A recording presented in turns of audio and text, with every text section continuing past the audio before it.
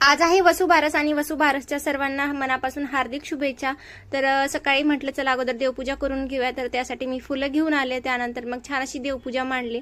तर छोटी जरी घरात पूजा मांडली ना तर इतकं सुंदर वातावरण तयार होतं आणि अशाच दिवाळीच्या वाइब्स तयार होत होत्या घरामध्ये आणि इतकं छान वाटत होतं। तर मग चला फ्रेश वातावरण होतं, म्हटलं चला लगेच फराळाला सुरुवात करूया, कारण मी अजून काहीच तयारी केली नाही आणि मला करायचंही नव्हतं, पण अचानक ठरवलं आणि मग चिवडा बनवायला घेतला। चिवडा झाल्यानंतर लगेच मग चकली बनवायला घेतली आणि माझ्या खारुताईचा वाटा तर असतोच प्रत्येक गोष्टीमध्ये। तर तीही मला चकल्या बनवू लागत होती, पण तिचे ते काही कामाचंच नव्हतं, तर मग तिने ते सोडून दिलं। त्यानंतर मग मी छान अशी चकल्या बनवून घेतल्या अगोदर आणि मग त्यानंतर सगळ्या तळून घेतल्या।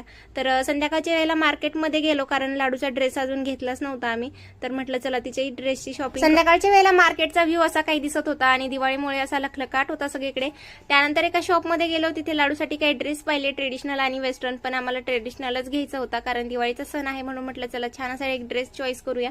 तर तिच्याच चॉईसने ड्रेस घेतला। त्यानंतर कुठला काय घेतला तो तुम्हाला येणाऱ्या ब्लॉग मध्ये तर समजेलच, पण तिने तिच्या मनाने चॉईस केला, तिला तो खूप छान पण दिसत होता। लाडूच्या एका फ्रेंडचा बर्थडे होता, तर त्यांच्यासाठी आम्ही गिफ्ट घ्यायला गेलो, तिथे गिफ्ट छान असं पॅकिंग करून घेतलं। त्यानंतर मॅडमला मोमोज खायचे होते आणि मोमोज समोर दिसल्यावर असा आसुरी आनंद होतो। चला तर